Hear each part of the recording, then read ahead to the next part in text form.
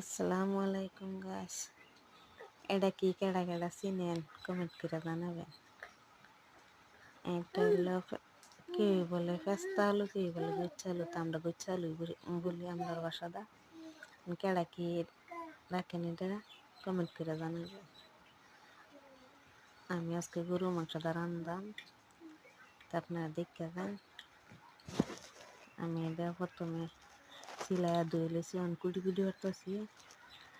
এটা পানি দিয়ে ধুইয়া আবার ভাপ দেওয়া বাদে মাংস মজায়া। কালকের মাংস আছিল, কষানি আছিল, অন করে নিয়ে আলুটা হিট ধরছি আর মাংস দেওয়া দিতেছি।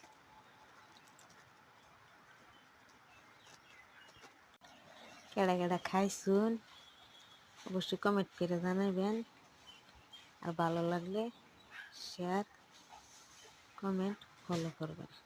আল্লাহ হাফেজ।